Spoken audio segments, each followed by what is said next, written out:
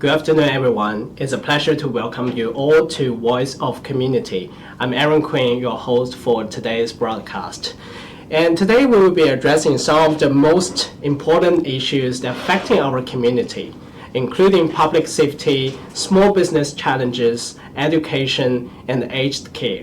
I'm honored to have two distinguished guests with us, Mr. Keith Wolahan, MP, federal member for Menzies, and also Dr. Katie Allen, the candidate for Chisholm.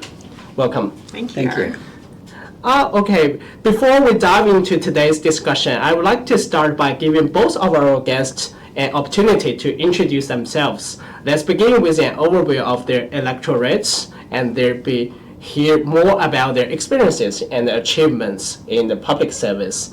So, Mr. Wolahan, could you tell us a bit about yourself and the Menzies electorate? Of course. Daja Hao, Keith Wolahan. I am in my first term as the member for Menzies, which takes in the suburbs of Doncaster, Templestowe, Bulleen, and all of Box Hill on the new boundaries. And in that seat, it will have the largest Chinese diaspora in Australia out of the 150 seats. Wow. And I'm incredibly proud of that. Before politics, I had two careers, one as a commercial barrister and the other as an army officer, as a commando officer. I'm married with my wife and we have two primary school aged children, and I'm really happy to be here, so thank you for having me. Great. Your experience is amazing. I think a lot of Chinese Australians are very valued the work for the community. Thank you so much. And also, Dr. Allen, Chisholm is known for its diverse culture backgrounds. Could you give us some insight into the unique characteristic of the Chisholm electorate and also the primary concerns of its residents? Thank you, Aaron. Ni hao, Wojo, Dr. Katie Allen, and I was a federal member for Higgins in the previous parliament. And Higgins, the seat, has been abolished, and the community of Higgins is now merged with Chisholm. So I'm now the candidate for the new seat of Chisholm, which takes in a wonderful group of suburbs: Wheelers Hill, Glen Waverley, Mount Waverley, Burwood, Ashwood, Ashburton, Glen Iris, Malvern East, Chadstone. And it has also a very large population of Chinese diaspora. I think it's the second largest after Menzies. And as a former paediatrician and professor of medical research, I was very honoured, or am very honoured, to have served my community and my country, really to help solve problems, to make sure that we have sensible voices in Parliament. And in my past medical research history, I worked a lot with China to try to understand why Asians born in Australia have the highest rates of allergy in Australia.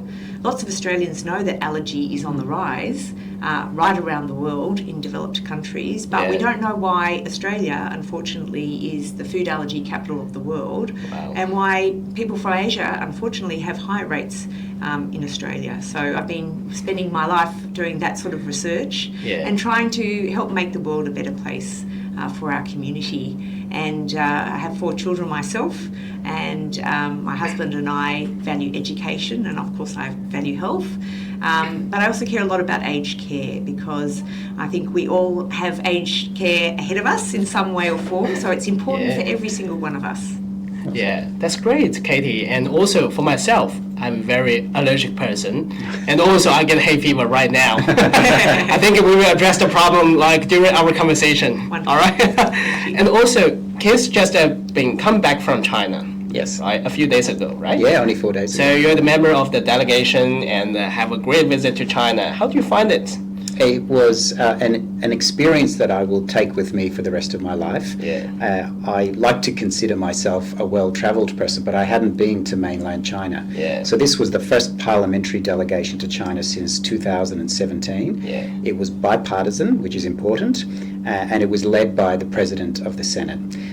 We focused on some amazing cultural experiences, from the Great Wall of China, the Forbidden City, the commercial excitement of Shanghai, and also some wonderful food, including Peking duck. But we also had very senior level meetings, including with the Vice President of China and the Chairman of the National People's Congress.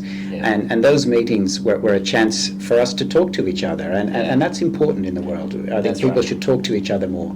And it's a recognition that China is our largest trading partner, and many of your audience would either they themselves or someone their family has a business connection as well as a personal family connection. That's correct. And if I could finish with this, it's that I left there recognizing that we are wealthy because of our natural resources and our beautiful open space and agriculture. But a superpower for our country is our Chinese diaspora. Wow. And I don't think we tap into that enough. And I think that is an advantage we have here in Australia that not many other countries have. So I'm incredibly proud of our Chinese diaspora and the opportunities that brings us as a nation going forward. Okay, that's great. Kids just been a great trip to China and also taste a lot of good food as well, Too much right? good food. Yeah, Peking duck I think is one of your favorite. Well, it is. Well, I think there was very little I didn't like, so I enjoyed it all. Okay.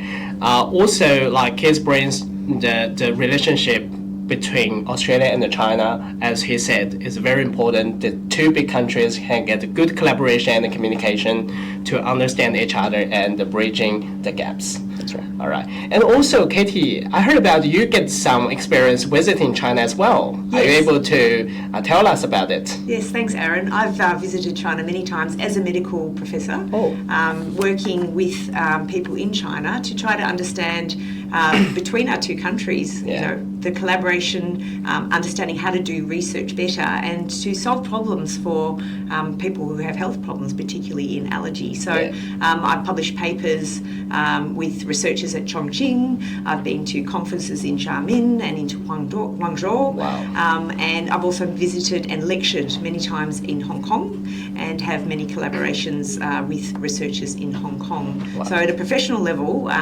we have a very good bilateral relationship in medical research and healthcare. And many PhD students have come from China that I have supervised, some returning to China, some staying on and working still in Australia. And some of them are the most wonderful PhD students. And I always say, you know, when you come to Australia, you bring a wealth of knowledge and cultural experience. That's right. But it's a meeting of the sort of the experiences, the East and the West meet in that academic sense, and we've had some fantastic research outcomes through that communication and collaboration with China. And sometimes in research, to be able to understand why something is happening can take a very long road, and you need a lot of patience.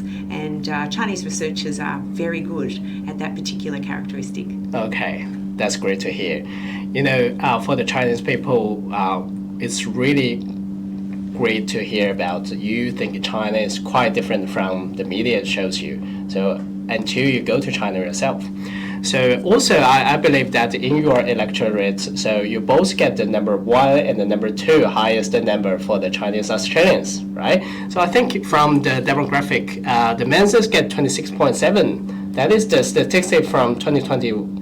That's right. And on the new boundaries, it will go to 29%. Wow, 29%. Yeah. And for the cheese, I think it's up 28% something. Yes. It is the largest number of group in the whole demographic. Yes. All right, so we will move into the next topic. It's about this is the public safety. You know, this is a very serious problem right now in Australia. So public safety is an issue that resonates with many of us. And also with recent increased nighttime security concerns, burglaries, and also the youth crime, residents are really anxious. So for Mr. Wolahan, with many residents expressing the concerns about safety, what federal measures do you believe could be implemented to enhance our community's security? Could there be more support for the local law enforcement? So the first thing to do is to recognise that it is an issue. It's not just a feeling that people have. It's real, and it's shown in the statistics. It was actually members of the Chinese community that first approached me about their concern for an increase in aggravated burglaries. And for those watching, an aggravated burglary isn't just a property crime, it's where someone is at home And we know that when a violent offender breaks into a home and someone is at home, that is one of the most terrifying things that can happen to you. That's right. And it lasts long after the crime because you never feel secure again. And we have seen in my electorate someone lose their life for that. A young doctor in Doncaster had his home broken into, and he did the right thing. He chased them down, and he paid for that with his life, and he had his whole future ahead of him. We've seen some home invasions in Doncaster East and Donvale where people impersonated police. And then very recently at an intersection near my office, near Shoppingtown, we saw a shooting at a traffic incident. Wow. And I was nearby, and I went there and said this. I said, this is Doncaster, it is not Detroit. And I had a lot of feedback about that this isn't the community that people recognised. Yeah. I've since spoken with the local police many times, and the statistics show that there has been an increase in aggravated burglaries. In Manningham, they've almost doubled. Oh. Almost doubled in 1 year. So the first thing to do is to recognise it is a serious issue. It's not just something in people's heads. And then door knocking, and I'm sure Katie's found this too. You door knock, and people will say, that person over there had their house broken into, or I've been asked by the police to give CCTV. So it's happening out in the community, and most people know someone who's had this happen. In terms of what we do about it, I'm a federal member of parliament, and Katie is a federal candidate, and hopefully will join me soon.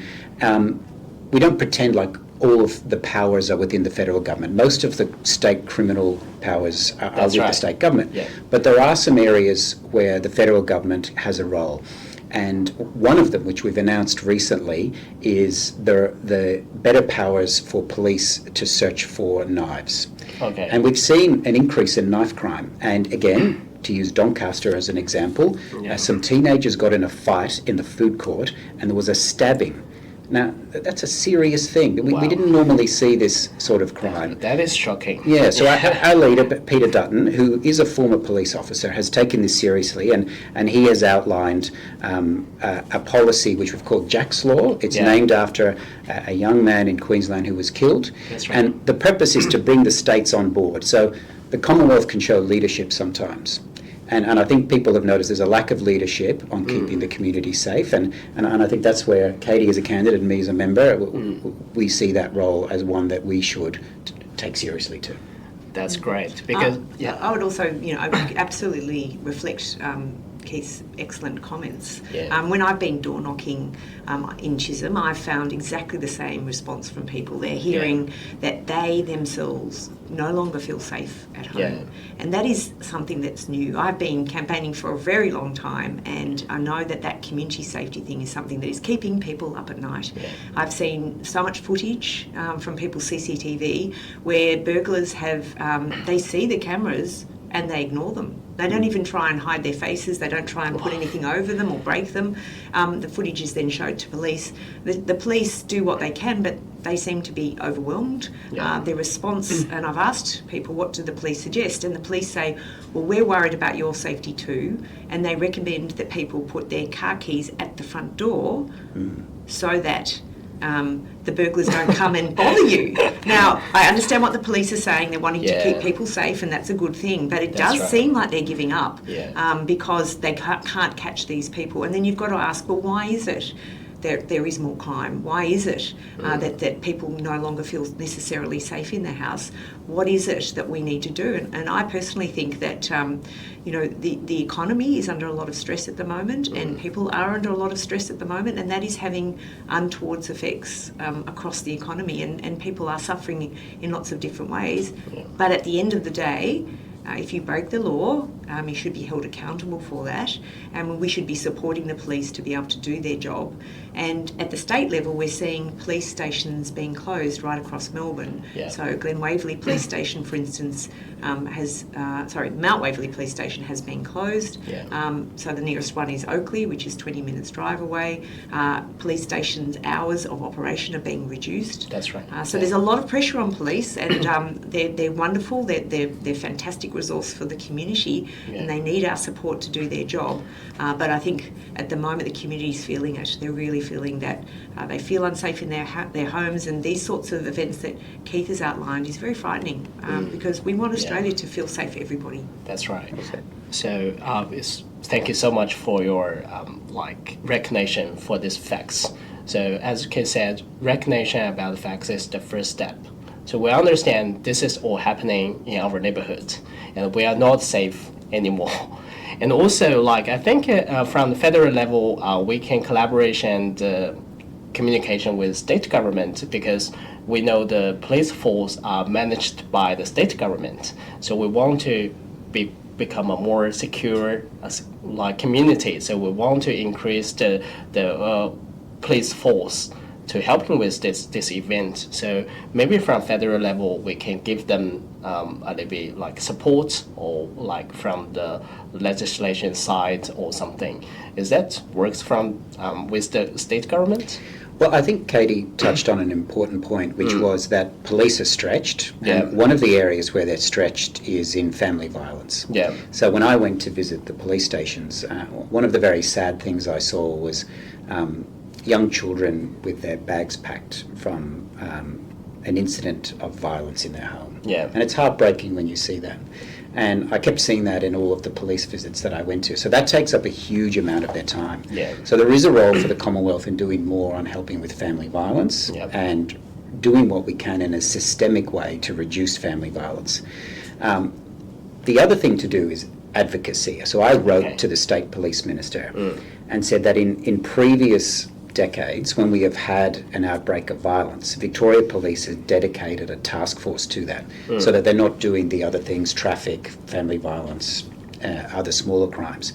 And I think the home invasion part needs a separate dedicated task force that look after this 24/7, because these aren't just kids off the street or having a go. These are sophisticated, coordinated gangs. Yeah. And it has been put to me that they go to shopping centres like here in Box Hill or in the Glen or in Westfield, and they watch people who carry expensive bags, because that is a sign that they have cash, they have things worth stealing. That's right. Because the old days of stealing a TV are gone. These days, I'm told that they're looking for cash and handbags and other things that they can sell online. That's right.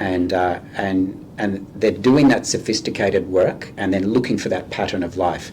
And so one thing I learnt in the army is that to defeat a network, you have to build a network. Yeah. And so I think Victoria Police needs to have a dedicated network to attack this. I've got another example in East Malvern. Yeah. I was visiting a friend of mine who has an allergy clinic there, and she said we were robbed just a couple of weeks ago, and we called the police to let them know. It was broad daylight. And luckily, as they said, there was only eczema creams that they could steal. There was no cash there. There was nothing to steal, but they broke in, and that was a cost to the practice, that they had to redo their security. But when they called the police, nothing happened because the police were overstretched. But then the criminal gang just went down the street, both sides, and just actually robbed another 6 or 7 properties, businesses in that same street. So, and another local business had $60,000 worth of eyewear stolen from their shop, and it was a young woman, and I posted it on social media recently, and she had just opened her shop 6 months before. It was her first big enterprise, very exciting for a young woman. She was in her late 20s, and she had all this stock. She lived upstairs to keep costs down, and she could hear these criminals coming in, and then she lost her Christmas business because it was just before Christmas and she had no stock to sell. So those sorts of stories are really heartbreaking for businesses who are struggling in the environment as it is, with the economy. So we need to do more. Thank you so much. The work you have done for us, and also we want to keep a safe community for everyone who live in the community. And also you mentioned about the youth crime. Yeah, the youth crime is a big headache for now. Youth crime and antisocial behaviors has been on the rise. And also, in your opinion, are there existing programs at the federal level that could be more effective in addressing these issues? And also, how do you think we can engage youth in positive community activities?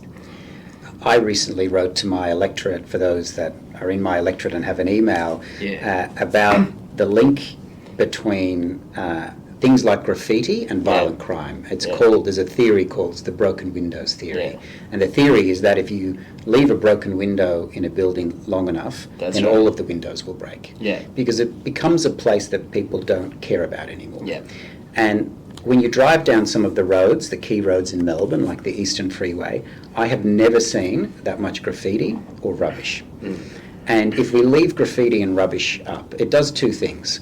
One is it says that this isn't a community that cares about itself, so why should anyone else? And number two is it sends a message to young people that you can get away with a lot. If you can graffiti, you can commit violent crime. And so I think we need to get back to this being a tidy city. That's not a vain thing. That's about our quality of life and saying that this is a city we care about. And one thing I know from the Chinese community when I knock on their doors is their gardens are tidy. They're proud of their house. They're proud of their garden. They're proud of their street. They mow their neighbour's lawn. They bring in the bins for someone else. And I think we need more of that in Melbourne. And I think that has a direct impact on youth crime. The other part is the judiciary. And I'm a former barrister.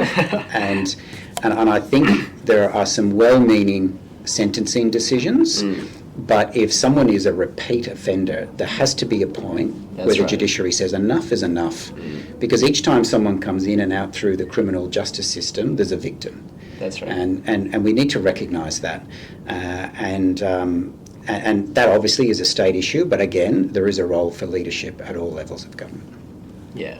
And we know also that, you look upstream of why people may turn to crime. We need to look at some of those factors as well, of why some youth are disaffected, that they might have lost hope, or they may be, in the wrong circles and being taken down a path that perhaps we could help them not go down that path, whether it's related to drugs and alcohol or it's related to organised crime. And so we need to do more to be able to support our young to stay in the educational system or to stay in a vocational system. Because if we can give them a purpose and hope and a job, then they've got something to fight for rather than fight against. Exactly. If we can give them the hope, it will be much better. It will be another different level and different result for everyone. And also heard about the Jackson law passed in Queensland, right? It did, yes. In 2023.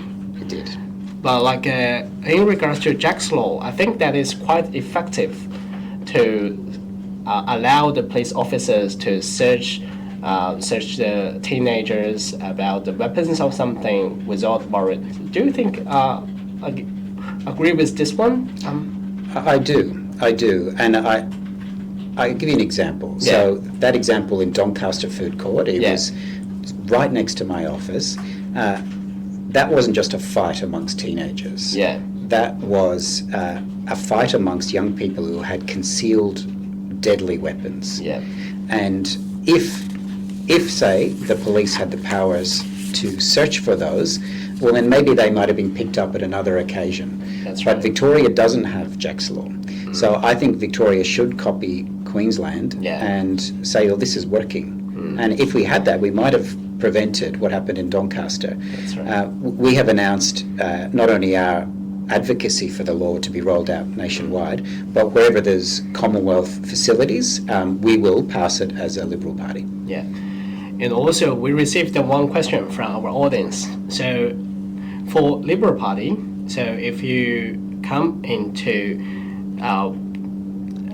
what do you think about your measurement and your policies to manage the youth crime, and from the Liberal Party side? I'll kick off with that. It's important that we don't just identify a problem and say someone must do something. We're putting ourselves forward as people who will do something. So I think Jack's Law is an example of a commitment that we will do something. But I think what's missing is leadership and advocacy about social behaviour. And we can reach for a law to say a law will fix it, but laws are the point of last resort. I think what we need is a culture of safety where we look after each other again. And I don't know if that's maybe a product of COVID in Victoria, but I think in a sense, we've retreated into our own homes, our own areas, and I think we need to look over the fence again, look out for each other, and recognise that we're not just individual households, we're part of a community. That's right. And I think that's the systemic issues that us as public leaders can show, and as a Liberals we can show that we need to step up. So when I talk about things like graffiti and rubbish, I think that's part of the problem. I think that's part of the problem. And there are many federal highways and other things where we say, well, we're not going to accept a department leaving it dirty, because you would all have relatives and friends who land in Tullamarine, and you want to show off your city. You want to say, I want you to see Melbourne in the same way I saw it. That's right. But then they drive down the Tullamarine Freeway, on the Eastern Freeway, and you're thinking, look at all that rubbish onto Hoddle Street. Look at every sign has graffiti on it. This looks like a place that no one cares about. And I think that needs to be addressed more than anything. That's right. So I will explain to our audience in Chinese and briefly to make sure they accept all the information.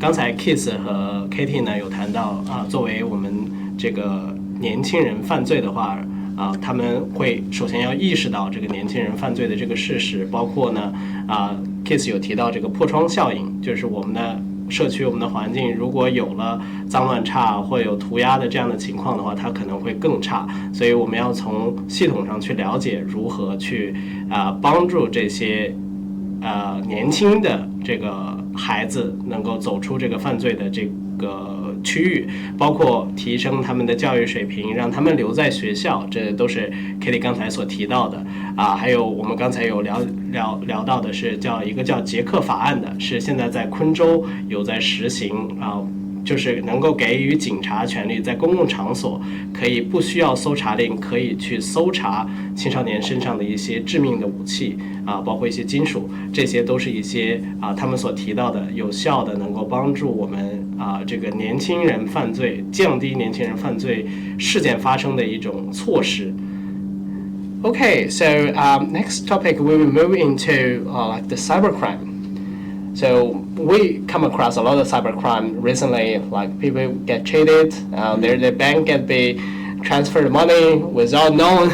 So what do you think about the community can do at the federal level to raise awareness and improve the cybersecurity prevention methods? It's a massive area, and we've just had a detailed conversation about traditional crime. But a lot of the more sophisticated criminal networks, and including those who aren't in Australia, have moved online. And that is something that no one is immune from, and it is a key issue for Australia's largest corporations, particularly the banks. The banks spent an enormous amount of money keeping confidence in the system, because if there's no confidence in the system, our economy will collapse. So it's in everyone's interest that we tackle cybercrime. I also think it's a uniquely difficult issue for people who have English as a second language. That's right. Because most of the official communications from your bank or the government comes in English, and if that is unclear, or it looks like it's from the tax office or from ASIC or from one of your banks, it's harder to check. Exactly. So I have heard this is a top order issue for people, but the Chinese community in particular. And I think the first thing, like all issues, is awareness. So I think if people are suspicious, then they will recognise when something doesn't seem right. And I think there are many different ways we can educate the community, and the government, to its credit, has a lot of online help so that people can recognise what is true and what is not. But it can be so difficult, can't it? It is, yes. I think Keith's point is absolutely valid about if English is your second language. There are plenty of people being scammed where English is their first language, their first, second and third language. That's right. I know so many people who go, well, that looks like it comes from MyGov, or I'm expecting a bill from here, and they click on the link. So if in doubt, leave it out. But it's still very, very tricky for people. So it makes it even more tricky for someone who may not have English as their first language, particularly when sometimes it's the grammar aspect. So there is a dot somewhere or a full stop somewhere. Exactly. Then someone who has very high-level English, may have detected someone who may not have high-level English, whether or not English is a second or first language, can't see that distinction. So it's very important, I think, for government to be aware of this. But of course, the cyber space has become a very contested space, and it's a global space as well. So it's hard to protect on a global level. Yeah, I think that's correct. So awareness this will happen to like the vulnerable people, the vulnerable group is very important, because actually myself receive a lot of messages and also emails every day. So it's .gov something. Yes. Yes. They're very sophisticated. That's right. It's very hard to tell which is right. And so education is the primarily like the main thing. We can help people to understand how we recognize the right link or the wrong links. But then to complain. So make sure that, because then when these things happen, they're often in a systemic and coordinated way. So make sure you write to the e-commissioner or let the government or the authorities know, because then they can potentially prevent it happening to someone else as well. That's right. 我们刚才有聊到的是 ，excuse me for translating 。我们刚才有聊到的是，如果要是网络犯罪的话，现在其实是多发的一个事件。那我们从州的一个层面，还有社区的层面，我们怎么样能够帮助大家去避免这个一些网络犯罪的发生呢？尤其这种事情上，基本上我们每个人都会接触到，像在收到一些短信呐，或者是在线上的一些邮件，都是有可能的。那首先呢 ，Keith 和 Katie 提到的就是 awareness， 就是意识到这个事情是非常重要的。政府要意识到这个事情是针对于大多数的这个容易被受到攻击的人都会接受到的事实然后呢就要采取相应的措施，就是 education。提高他的教育水平，还有给广大群众的一些教育的一些 program、一些方案、一些基础。这样的话，让大家更多的去了解哪些是正确的，哪些是错误的，而且避免去发生陷入到这样的这个网络犯罪的这个陷阱当中去，这个是非常重要的。Sorry for that. No, don't apologize. Yeah. And we know, like, we get a lot of audience as most of them speak Mandarin or Cantonese, so they are English are their second language. So they will think about how we access to the main, or we say the Australia channels, the main Australian channels like YouTube. So they never have a chance to talk to you like this. Sure. So they never have a chance to ask you questions on live. All right, so we move next question. So what is your view on level of public participation in safety issues? And are there any federal mechanisms in place to encourage residents to engage in discussion and the decision making about public safety? I think your prelude to that question is a part of it. Yeah. So this is one way. Yeah. I know Katie and I do a lot of door knocking. We will do phone calls. We will send emails. We will do listening posts or mobile offices, some people call them. So our job is to connect with the electorates whose trust we hope to earn. And it's for us to earn it. And it's for us to get out into the community and talk to people. So each electorate has about 170,000 people. So picture almost 2 full MCGs of people. That's how many people we're dealing with. So, and for each of us, about a third of those, or more than half of an MCG, are Chinese Australians. Yeah. That's a lot of people. Yeah. So I know Katie and I, we draw upon really hard-working volunteers and staff who speak Chinese, and we rely upon them a great deal, because as much as Katie and I tried to learn Chinese, there's only so much we can learn. We're not as good as you all. So I think your Chinese is amazing. Keep flattering. Yes, every time, because kids running the WeChat channels, every time say, "Oh, 大家好," it's great, very great pronunciation. Can I add one more thing? Yeah. Katie as well, we are both on WeChat and Little Red Book. Yeah. So for anyone following, but we would love for you to follow us on WeChat and Little Red Book. That has been a really amazing way to communicate with the community directly. Yeah. Any comment, Katie? Well, I think also it's good to know that when we were in government, we introduced an e-safety commissioner, and that is a person or an office that people can go to with complaints or concerns. But Keith is absolutely right. The point about our democracy is your first line of call is your local member. And I know Keith is incredibly hardworking. When I was a member of Parliament, I would get literally hundreds of emails a day, and I had a dedicated full-time staff member to answer those emails. I would meet with people in the community in my office, but also going to them, because it's not just about sitting in office and waiting for people to come to you. As Keith said, that's why we're here online, but also follow us on our social media accounts. That's right. Send us an email, see us at Listening Post, come and say hello.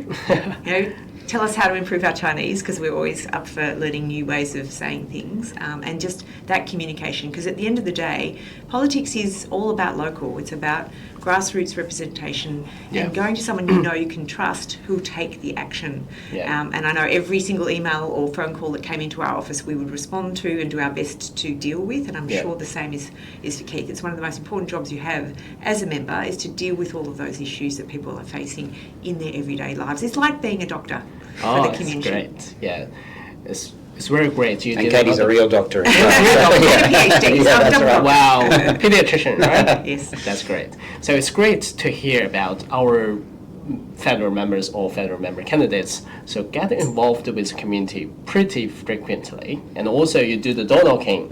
You do a lot of pamphlet delivery, letterboxing, right? So let people know about what is happening and also about the safety issues. So you are aware of that. So that's very important. Also you get your media channel, like Little Red Book.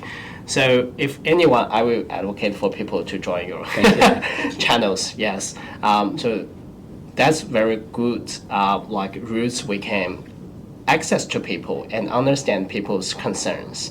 I will do some interpreting, translating now.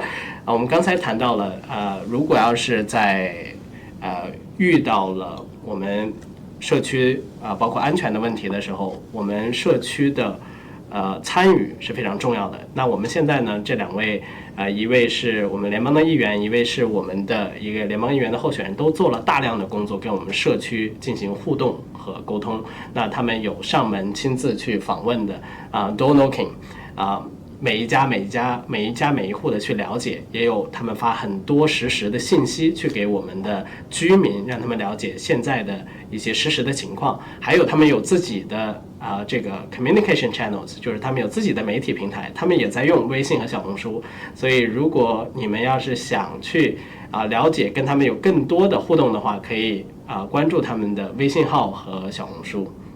I will advocate people to join your media channels, to talk to you directly. So you can receive a lot of feedbacks. So I think that is from the grassroots and helps to building a stronger and safer community. And also give your experience in receptive electorate. Have you observed a different approach to tackling crime in various communities? And are there any strategies that are showing promising results? What have been done? Yeah, I've noticed that there is a difference in approach to whether if you live in a high-rise apartment or you live in a unit or a detached house. I think I've noticed it for people who live in apartments. There's the vulnerable part is the storage areas underneath, and that seems to be an area that criminals target in particular.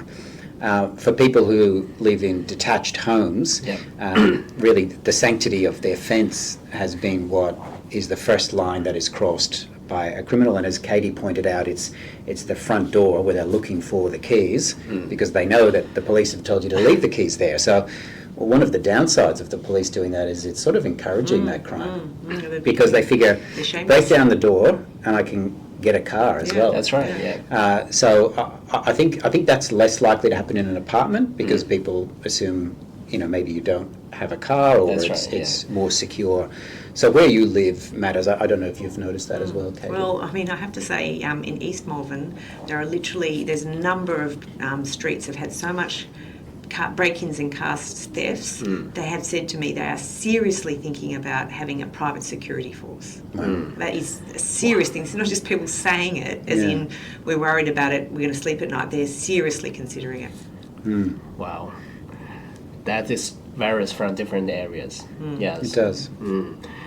Well, I think apart from the safety issues about our community, another big part is small business. So a lot of people, myself, I'm a small business owner. A lot of people are like me to running their business. They are suffering a lot of difficulties at this time. So because small businesses are the backbone of our economy, and but they face significant challenges, especially in the current situation. So inflation, a rising interest rate, and also undoubtedly impact all the business owners. What specific federal policies could help to ease some of these pressures? And are there reform you would suggest to make accessing financial support easier? So 96% of businesses are small businesses. That's right. And a huge percentage of those people are employed through small business. So there's not just the owner and the person who's taking the risk, there's the staff that they employ too. And this is one of the many things I'm proud of our party. We have always been a party of small business. The founder of our party, Robert Menzies, the seat that mine is named after, said this. He said, well, organised labour will always have the unions and the Labor Party. And big business will always have, they didn't have government relations staff then, but he said they always have a loud voice. They've got their own lawyers, they've got their own HR department. They can look after themselves. But it's the person who has put everything on the line to start their own business, who is first in, last to leave, pays every bill except their own wages. And that is why 45% of businesses don't even earn a profit, because they're paying everyone else first. They don't have a voice. They don't have the time to come to Canberra to lobby government. So our job is to look after them. And they deserve a voice, because in 50 years from now, the future top 100 companies will be companies that used to be small businesses. And I'm convinced that some of those will be by the Chinese diaspora who have taken a risk on something that becomes the future big company of Australia. And if we don't look after them now, well, then we won't have those future big companies there to look after Australia. And just to add to that, before you talk about the more specifics of how they're struggling, I mean, it is worth saying that there's kind of the public side of business and the private side of business. And Australia's usually got a pretty good balance of, you're in health, I'm in health. So health there's private and there's public, or education there's private and there's public. But so too for the economy, there's the private and the public sector. And the public sector is, paid by government wages, which is paid by the taxpayer. And that's an important part for caring for society, whether it's aged care or health care, very important, and infrastructure. But the private sector of our economy, which is where the small businesses reside, is the powerhouse of prosperity. It is those growth companies that take a gamble, take a bet, try and get ahead for themselves and their family, but also increase the prosperity and productivity of Australia. And if we get that two out of balance, if government spends too much money into the public sector and doesn't look after small business, and small business suffers as a result, then our prosperity suffers as well. So, Keith, I think, has outlined very well that sort of value approach that the coalition government and Liberal Party in particular has to small enterprise, private business. We believe it's very important because they are generating off their own hard work productivity and prosperity for the country, as opposed to the taxpayers' money, which is going to help care for society. Thank you so much for standing for the small businesses, and they are suffering big time right now. And also, as you said, 96% of Australian business are small businesses, and also especially for Chinese Australians, a lot of them are business owners. And can I add one more thing? I'm on the House Economics Committee, so that committee has oversight of all the economic agencies, from the ACCC to ASIC to APRA. But we also have the big bank CEOs come before us, and the RBA, and they have all said the same thing. They have all said that times have never been tough, but they're particularly tough in the southeastern states. So if you're a small business owner in New South Wales, Victoria or Tasmania, it is extra tough.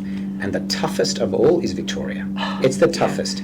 And we know it. Imagine a small business owner sitting at their desk. They come in the morning, and whether it's an email or the post is being delivered, and they're opening bill after bill after bill. So the gas bill has gone up by 30% in a year. They open up the insurance bill. Over several years, insurance has gone up many multiple times. Yeah. They're opening their land tax bill. And if you're a small business owner, you're not exempt from land tax in Victoria. That's gone up huge amounts. Huge. And these bills all keep going. And then the margins are small enough. A lot of small business owners are saying, once I've paid all of those, I don't know that I can keep that employee on, and I don't even know that I can keep this business open. That's right. And that's what it's like in Victoria at the Yeah. moment. So we need to turn things around in this state more than any other. Yeah. And to add to that, I mean, there's very good evidence that as Victorians are leaving or have left Victoria, and that was partly because of a very hard lockdown, but That's right. also because the cost of doing business. I hear over and over again from businesses, Yeah. it's too hard to do business in Victoria. And Exactly. the evidence for that is the last set of redistributions in the state of Victoria, we lost a federal seat.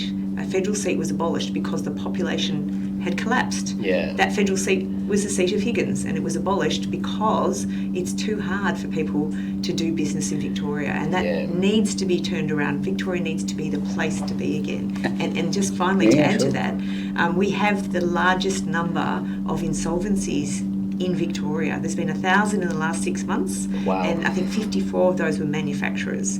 So the cost of energy, the cost of doing business, some of the issues that are happening, particularly with land tax here in Victoria, is putting people under the pump, and they're just giving up and saying we're moving elsewhere.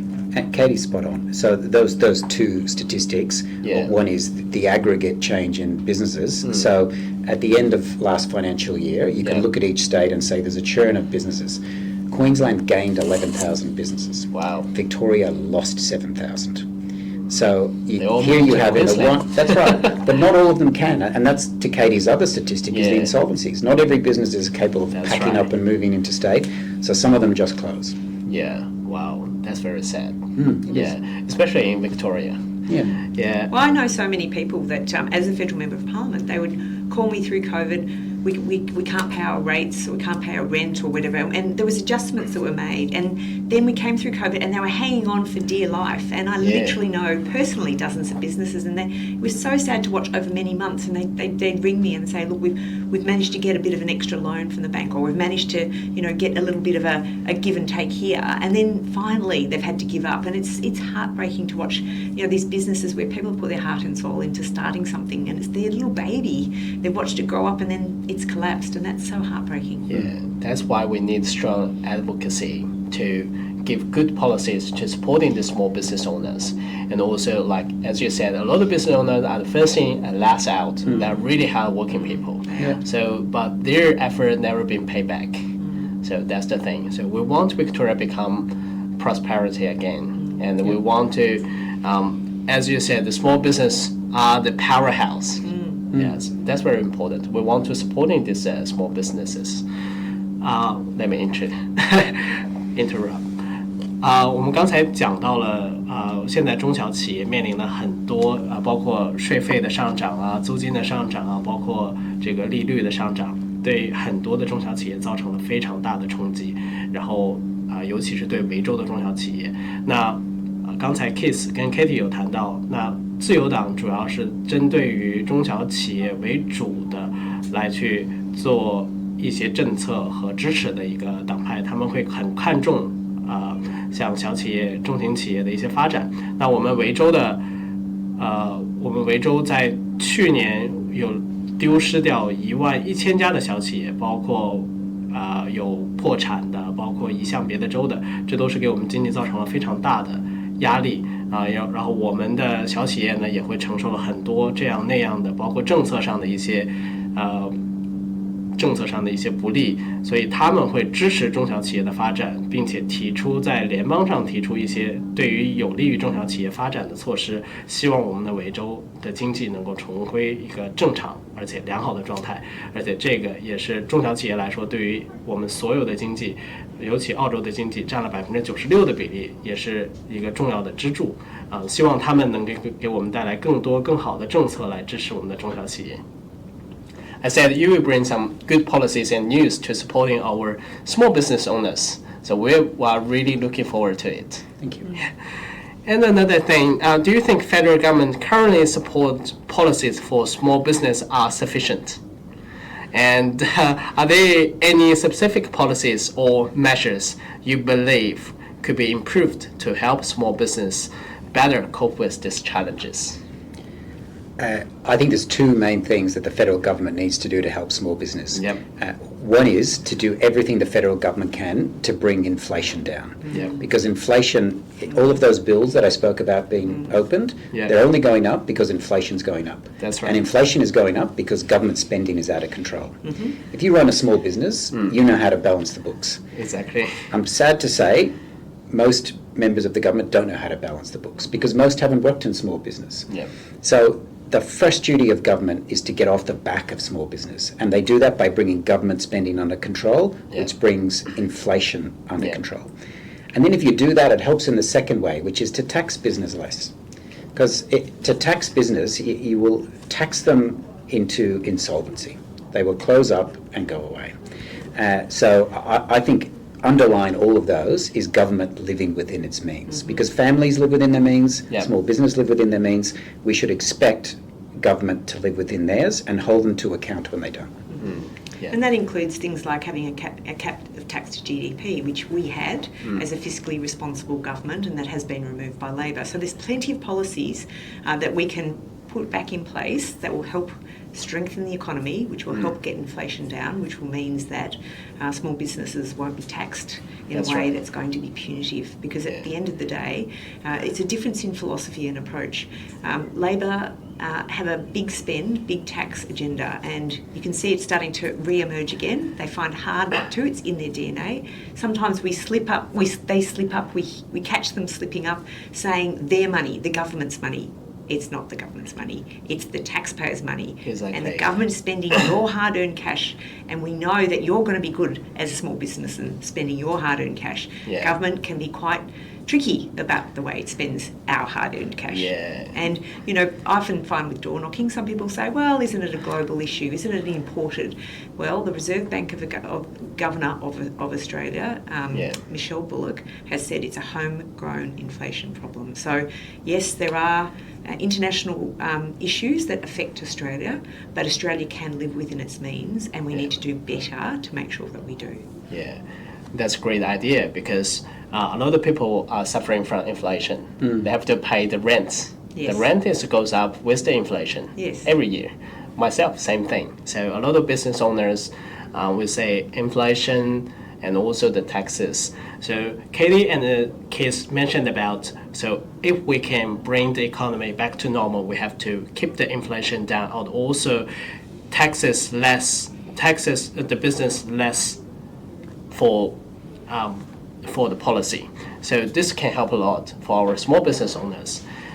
对于 Keith 和 Katie 刚才所谈到的，如果想让我们的小企业目前的我们的经济政策定的一些方针呢，其实对于我们的经济发展并不是那么友好。那怎么样能够更好的刺激我们的中小企业？第一呢，就是要我们把我们的通胀率去降下来，让我们回归到一个正常的通胀的水平。另外的一个呢，就是降低我们的企业的税收。那这个我相信对于很多中小企业主来说是有直接的帮助。能够减少他们的支出，然后降低他们的这个生存的压力。I believe a lot of small business owners will support these policies, and that will be very effective if you are on board. The other specific policy that we found very successful when we were in government last time, and which we now have our current policy, is instant asset write-off. We know that small businesses are always looking at better ways to do things. They're naturally innovative. They want to do things better all the time because as your customers get more sophisticated, you need to respond to that. And the instant asset write-off allows them to invest in some sort of capital works or equipment that will make their business more productive. And we found it highly successful when we were in government last time. And I think our current policy is to make it a permanent feature going forward, which I think would be welcomed by many businesses. Okay, that's great. Okay, let's move to the next one. Myself, as a small business owner, and also the first generation of immigrants. And I understand the unique challenges faced by the immigrant entrepreneurs. How do you think the federal government can better support this kind of businesses? And also, are there any particular programs that cater these needs?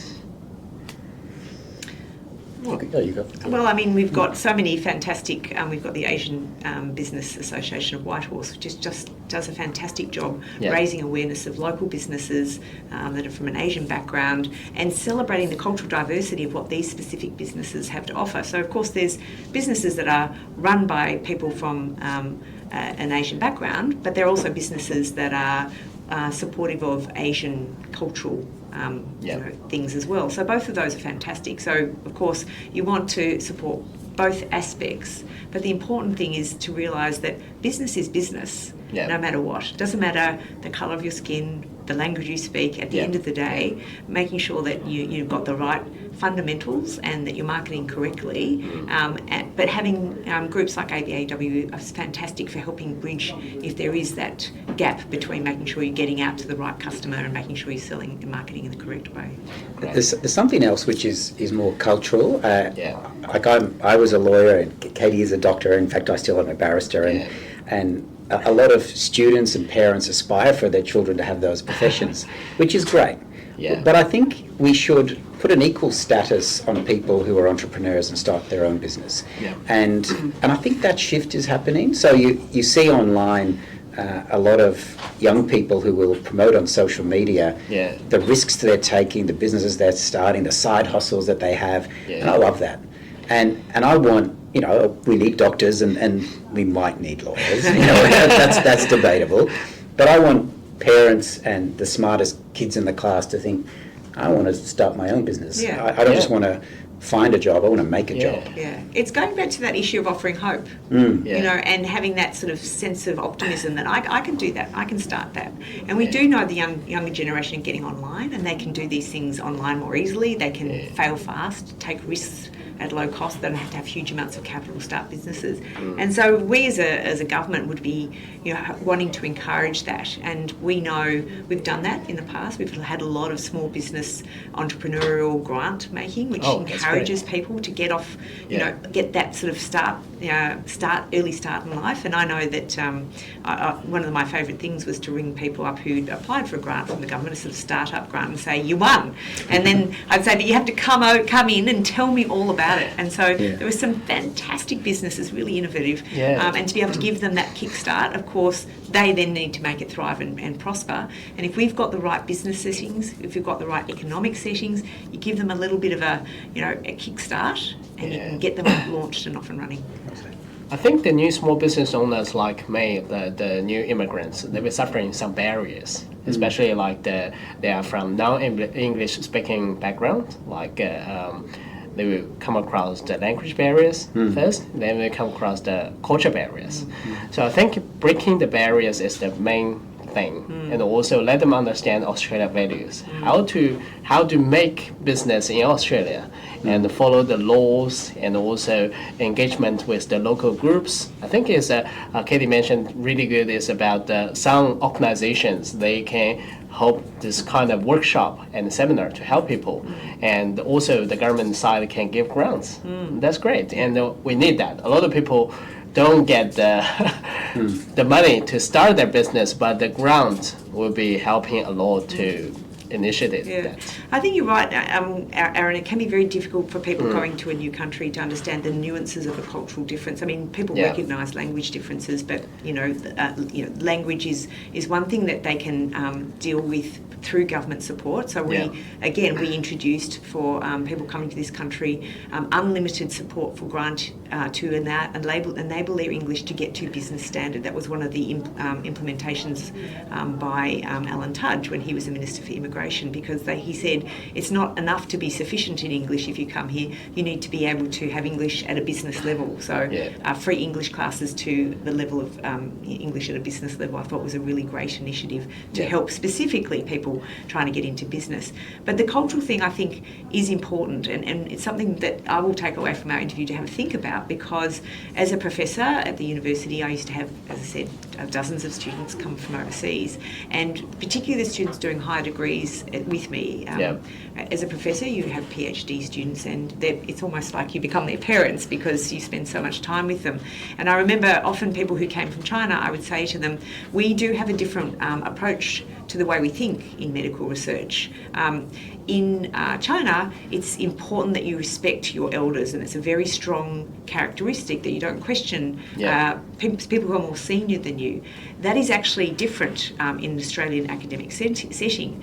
My job is to help you understand that by the end of this PhD, you will be the world's expert in this particular area. You will know more than me, and you need to be able to feel comfortable challenging me, because as your master, I don't know it all. And once you realise that, you realise that I have questions as well. So that was a cultural difference that I used to love talking to people who came from China about, and they were really appreciative because that meant they could ask me questions and not feel intimidated that I was a professor. And that was a simple sort of cultural approach that helped make them find it easier to deal with an academic environment here in Australia. Wow, that's great.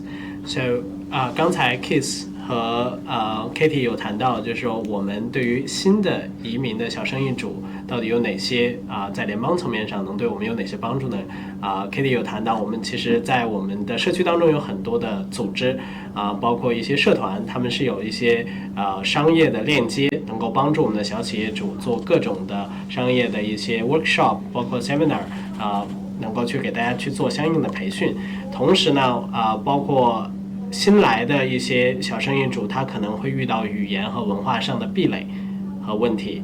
我在政府层面就会有一些英文专门的课程，尤其是像这个商务英语的一些培训，能够帮助他们快速的度过这个难关，然后能开始做自己的生意。同时 Katie 和 Keith 也提到，在政府层面会有很多的一些grants， 就是我们政府拨款相当于对一些小企业和一些特殊的小生意能够有一些支持，这些都是对于我们生意主呢有一个实实在在的支持，并且以不是英语为母语的背景的话，能够快速的适应我们澳洲的商业环境，进行我们的这个商业的运作，这个是非常关键的。All right, so that's great, and you think you give us a lot of perspective and insight to how to make in business, especially for someone like me, like very starting level and just want to do something and want to contribute to our society. And I think they receive a lot of information from your topic. Let's move to the next topic is aged care. I think this is a very important because Australia is with an aging population, aged care is an issue close to many of our hearts, especially within multicultural communities, especially in Australia. So Australia is facing the challenge. How do you think the current aged care system at the federal level should be adjusted to ensure it meets the growing needs of elderly population in the next 10 or 20 years? Look, Aaron, thank you. This is a very big problem that is going to be faced by everyone, and it is one that needs to be addressed, in very strategically. I think the first thing to say, from a Chinese versus Australian point of view, and I've studied aged care sectors all across the world, but the Chinese aged care sector is predicated on family-based aged care. So families care for their elderly in very large numbers. But as we discussed before, in China, more and more people are joining the workplace, more and more women, younger women are joining the workplace. So that ability to care for your family in the home will be changing in China. That has already happened in Australia. People are less likely to care for their ageing parents in their own home. But what we do know is that people who are ageing themselves wish to remain in their own home. So if you have parents who are ageing, we do know that people want the respect and dignity to be able to age as long as possible in their own home. I think the other thing that's important is around the world is getting older in countries like Australia, but also in China. That's right. So we know that the baby boomer bubble is coming through in very large numbers, and so by the 2030s there will be a very large bubble of 80-year-olds Luckily, our healthcare system, which is very wonderful healthcare system, is allowing people to age well and to remain healthy longer, which is good, and to be able to remain home longer. But it's had an impact as a result on the aged care sector. So in the past, people would go into aged care facilities, or firstly residential ones and then supported facilities, in their 70s. And they would be in there, those sorts of supported facilities for, on average, 8 to 10 years. That has changed quite dramatically over the last 10 to 20 years. And the average age that people now go into supportive aged care is approximately 82 years of age. And they don't stay as long, they stay, because they're arriving later, on average they're staying more like 18 to 24 months. So they're going to aged care later in life, and they're staying for shorter periods of time, and that has an impact on the aged care sector, because in the past the business proposition was behind an aged care facility was for people coming in for longer periods of time, and they're now needing to readjust for an older, sicker population. And we do also know that half of that population have dementia. Wow. And so that is a very big change. Before you go in, you'd be quite well and spend time and slowly, carefully, with support, become older and less and more frail. Now people are much more frail. Now that's putting a huge pressure on the actual, the pointy end of aged care. And in the past, they were like homes. They used to be called nursing homes. They're now more like hospitals. Yeah. They need to be able to provide very high level quality care that is medically based. So when we were in government, we introduced compulsory training for people to become trained in aged care in dementia, for instance. If 50% of your clients have dementia, it's important you understand how to care and support people with dementia. Now, many of your viewers will be aware of the Aged Care Royal Commission, which was undertaken again when we were in government, and it did have some shocking findings of aged care facilities that were under stress, overstretched, and definitely not providing optimal care. There were 148 recommendations from that Royal Commission, and I'm pleased to say that with bipartisan support from the coalition, many of those recommendations are being put in place. But what our government did was initiate a very strong approach to helping people age at home with the dignity and grace and support for as long as possible. And we need to provide more support into that sector to allow people to age at home.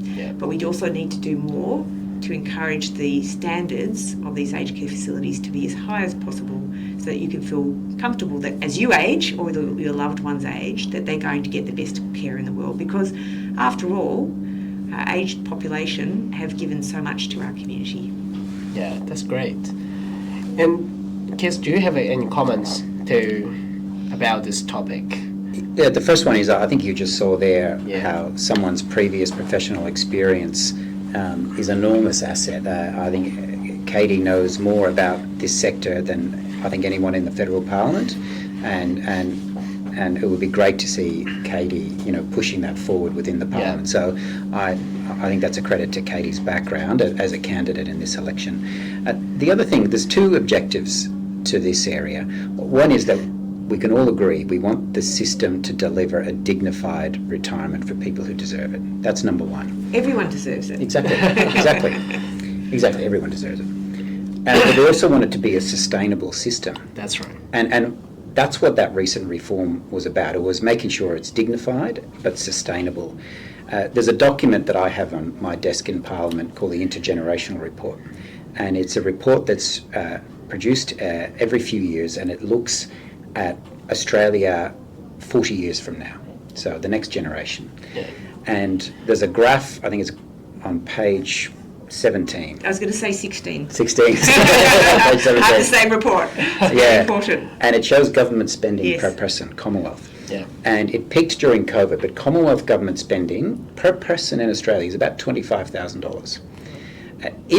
And this is adjusted for inflation, so this is on today's dollars. If we don't change the trajectory of Commonwealth spending, that will be $40,000 per person. So from 25 to 40, that's on today's dollars. Now, I want to put that in perspective. The average wage is $90,000. the median wage is $65,000. So half of Australians earn $65,000 or less. Yeah. We cannot have a system that has Commonwealth spending being $40,000 of that per person. It's unsustainable. That's right. And so the intergenerational report said there's 5 key line items.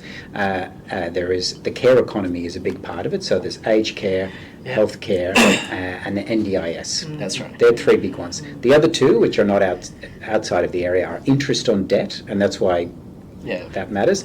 And then defence is another one of those, which is a growing area. So 3 of those are the care economy, and aged care is one that we must make sustainable and keeping it dignified. And I think we're getting that balance right, but it's not something we can take for granted. Yeah. But it will double just based on population change. Interestingly, educational spend will halve, again, based on population demographics on what is today in 40 years' time, unless changes are made and we modify. Yeah. Wow. That sounds it's very important to every one of us because we all get elderly people living in our homes. And as Katie says, for Chinese Australians, they get the moral requirement for taking care of their parents at home. Yes. I think that is the more Chinese Australians emphasize on in-home care. Yes. Versus international, residential care. Yeah, institutional. Yes. So I think this is about we want our aged care system sustainable and also optimal care to helping every elderly people. So. I interesting when I was thinking about coming along today. Was thinking about how multicultural aged care facilities are incredibly important. We know, for instance, there's a large amount of facilities for people from a Jewish background, and there are some Chinese specific aged care centres, but they're mostly in the north and the northwest. I don't know of too many that are local to Menzies. There is one on Luck in Donvale. In Donvale. So, but it's, we do know that as people age, they sometimes, even if they've been in this country for a long time, can, especially if they start developing dementia, they can actually revert to their native language. So sometimes it's important for people to have the choice. Unluck is the only choice for the Chinese Australians for now, for this area. And I think that will change. There will be more, particularly, given a significant community here and as they age. But you're right, but I think they were first, but I'm sure there will be many. Yeah, because the elderly group, the barriers is about language, as they can't learn English right now. Yeah. So it's very hard for them. So also another thing is about their appetite. Their food. Yes, they need Asian-specific food, yes. They need certain specific food. They need hot food. Well, comfort food as well. Yeah. The things you were raised on are the things that you often return to. Yeah, I think that is the cultural awareness for this aged care needs. That's very important for maybe Jewish background, maybe Italian background, Greek background or Chinese background. So they all get different ethnic groups or their basic needs. Yes. And also communication, very important. Yes. If you can talk to them, use their language, it will be much easier to give them optimal care. One thing I didn't realise that happened through COVID, and I was intimately involved in the government's response to COVID, is that there was an exemption in aged care facilities for family members to visit if they had English they were non-English speaking backgrounds, which I thought was interesting. I didn't realise that happened, which is wonderful to hear that government was responsive to the needs of the multicultural community. Yeah. So many families are under pressure when they're caring for their elderly relatives. What measures do you think the federal government should take to better support families in providing care for their elderly relatives? Well, I mean, the first thing to say is we have discussed the help in the home, and that that initiative is excellent. We spend a lot of time boosting it, particularly the level 3 and level 4. But there is a long waiting list, and I do know that if you do have you have an aging relative, it's important to make sure you get the right assessment. So see your GP and ask for an aged care assessment, because you want to get onto the waiting list and get the needs met as quickly as possible. And to get that support, it is incredibly important. And I mean, unfortunately, my mother died 30 years ago. My father died a long time ago as well, but he had dementia. He died about 9 years ago, but he had dementia for the last 7 years of his life and was in aged care. And it's very stressful for the loved ones watching someone deteriorate. My father was a doctor himself, and he looked after patients with dementia. So early on, he found it very distressing knowing what was ahead. At the end, as they say, often it's the people around those with dementia who are more distressed because the person with dementia has sort of lost contact with reality. But it's very hard for family members. So I would encourage people to have the conversation. If they've come from a culture where the expectation is they look after their parents, and it may be more difficult to do it here, it's important that everyone in the family opens that conversation and has the conversation and perhaps speaks to people who've been through the journey themselves with an Asian background or not with an Asian background to learn, what is the journey like and how to bring everyone in the family together. Because often the step that has to be taken is resisted by one member of the family, and that can cause a lot of ructions within the family and a lot of heartache. So opening up the conversation, particularly for that person who themselves is affected, and making sure it's clear what it is they want. My father said he didn't want to go into an aged care facility, and we kept him home as long as possible. My stepmother and I shared that burden for as long as possible, and it wasn't until he had no idea who we were that we let him move into an aged care facility. We couldn't cope with him any longer, and we got a letter back from that facility saying they don't usually, not that deteriorated usually before they get there, but as a doctor and my stepmother used to be director of a nursing home, we wanted to give him that gift. So I know personally how hard it is, but people shouldn't feel guilty. If they need help, get the help, but make sure you have the family conversation so you get the support from everyone to be on the same path, because it's a really big conversation for families about how to deal for ageing parents or grandparents. Exactly. Yes, I find it's quite difficult to access to home care packages, as you mentioned, right? So it's get a long waiting list and a waiting period. And do we have any supporting program to these families, to education, or like give them good instructions to access this system? Well, I would say it's very hard to navigate aged care services. Hands up, we found it really hard. Here I am, I'm a medical professor, a doctor and trained, and my stepmother, I would say, would be the most talented because she was a director of a nursing home, and it took us a year. So I can't fix it overnight, and I certainly can't fix it if I'm not in Canberra helping fix it, but I'm very dedicated to what I can do to make sure that we have sensible approaches to dealing with it. It needs a lot more investment. We hear from the community, this is what they want. We did a lot when we were in government, and I'd encourage the current government to keep investing and keep opening up new places so that people can get the help they need. That's great. Given the specific cultural needs within community like the Chinese Australian population, how can the aged care system can be more inclusive and culturally sensitive? We just mentioned like before. Are there any policies in place to address these preferences? Well, I mean, it's hard, from the point of view of an aged care, business is a business after all, so it needs to come from the community itself.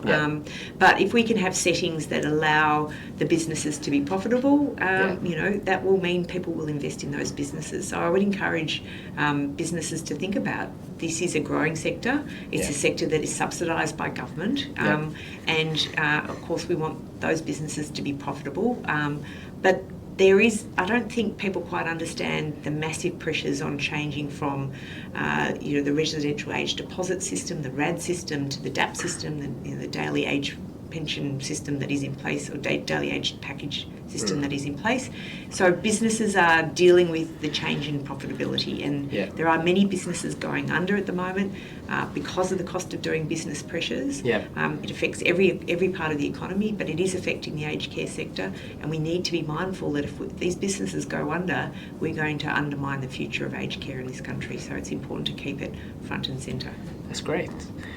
That's great. And also we mentioned about, I think you did a lot of research about allergy reactions, and for now I'm suffering for the hay fever. You noticed the tissue before? Yes, and I was suffering with that. So tell us about how do you find about allergies, especially for the Asian groups? Yes. Well, in my research, I've always been into prevention. I'm someone who believes prevention is greater than cure, but it's also a lot cheaper than cure. Yeah. And so when I entered Parliament, I talked about having the ambulance not at the bottom of the cliff, waiting for people to fall off the cliff, but at the top to prevent.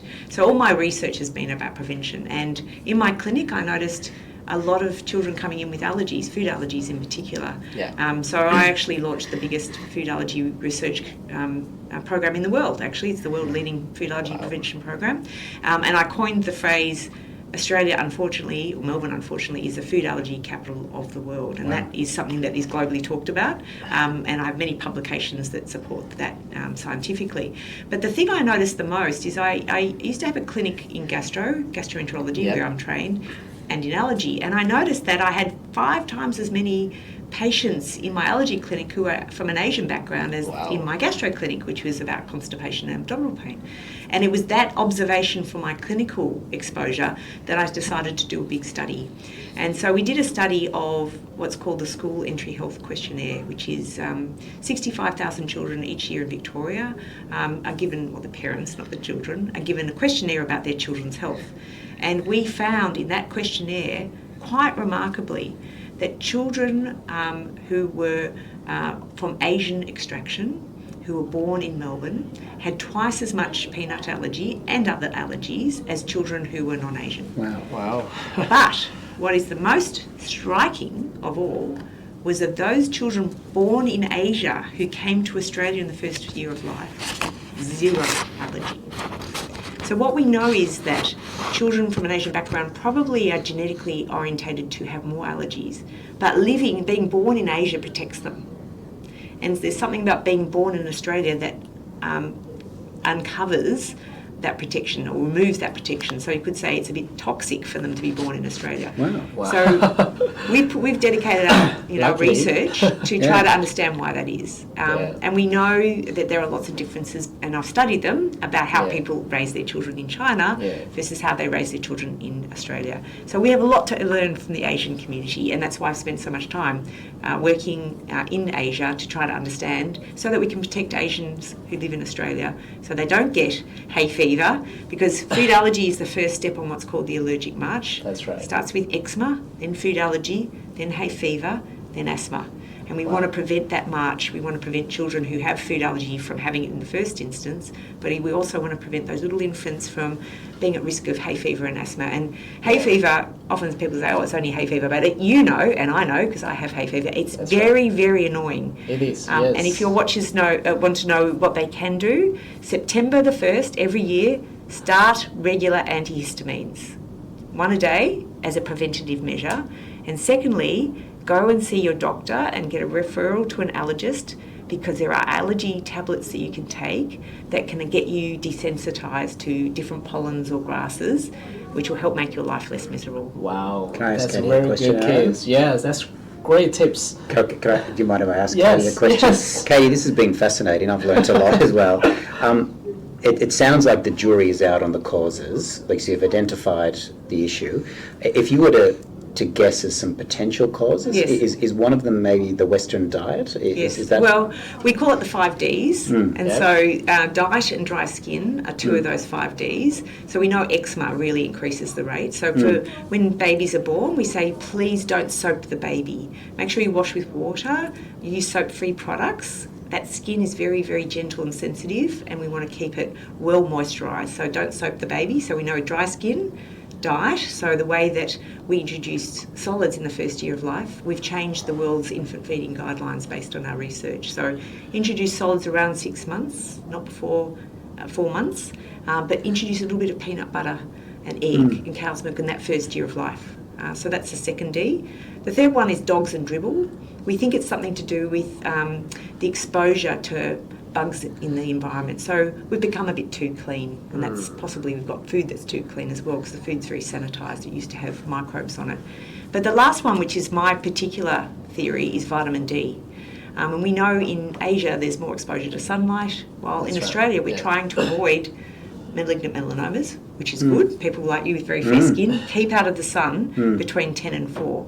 But do make sure you get healthy amounts of sunlight outside 10 and 4, or eat a vitamin D rich diet and keep your vitamin D levels normal. So last night, Katie, I came home late and my son likes to sleep on his mattress on the floor, and the dog came in to show me how he was protecting him, and he licked his face. Perfect. So that was a good thing, That's a good thing. Okay. Absolutely. It's a good thing, prevention. And it's also good for your mental health. Yes. Dog and is a man's best friend. I told my son this morning, he goes, I didn't feel it. And I go, no, you didn't, because you did it a few times and you were fast asleep. Yes. That's great tips. Prevention is better than the cure. Yes. Yeah. It's cheaper as well. Yes. And I'm suffering like the hay fever and also the last step, asthma. Asthma, yes. As well, So, yes. so there is this condition called thunderstorm asthma that Yeah. I've done some research into, which is people who have hay fever, like you and me. Yeah. I mean, I don't have asthma, but if you do have asthma, there's sometimes people don't know that they're at risk of something called thunderstorm asthma. So people who have hay fever are 5 times more risk. When there's a massive change in the air temperature, at the time of thunderstorms, it can crack open the pollens, and the pollens can reach deeper into your lungs and cause you to wheeze. So sometimes people with hay fever don't realise that they're wheezing. If you feel tight around the time of thunderstorms, do see your doctor. If you want to prevent it, and you know a thunderstorm is coming, avoid rolling around in the grass, or try and stay indoors during those times. If you can get a Ventolin, which you can get over the counter, have a few puffs of Ventolin to make sure that you don't put yourself at risk. We had a terrible episode or epidemic of thunderstorm asthma about 10 years ago, and there were literally deaths from this condition. So take it seriously. People with hay fever have a nuisance condition, but it can also be life-threatening if you don't recognise that you may have something called thunderstorm asthma. Exactly. I think our audience will receive a lot of good tips from you as well. So I will do some interpretation. And 刚才 Katie 有谈到我们讲到的一个非常有趣的话题，就是我们的过敏反应，因为过敏反应是可以非常严重的涉及到我们每个人的生命安全的。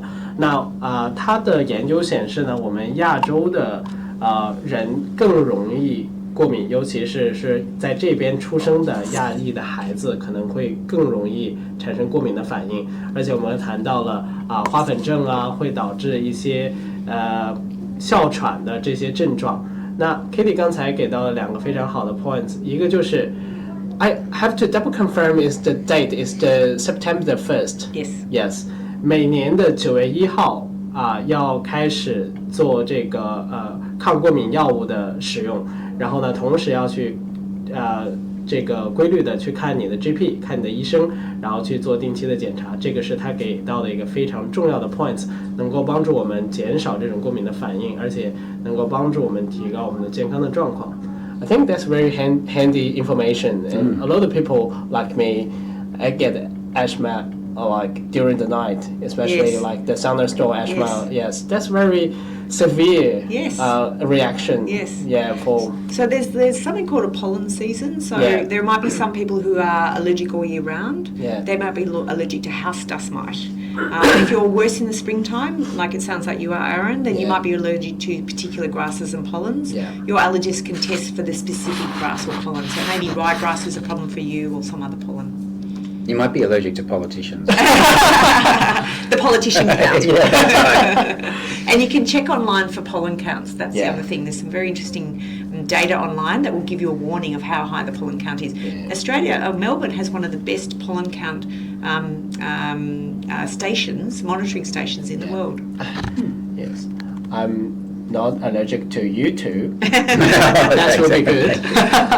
And last question. So with the growing demand for aged care, the quality of the services has become a major concern. How do you think the federal government should ensure the quality and transparency of aged care services and increasing public trust in aged care institutions? Thank you. Look, there is a lot of work that's being done in this area.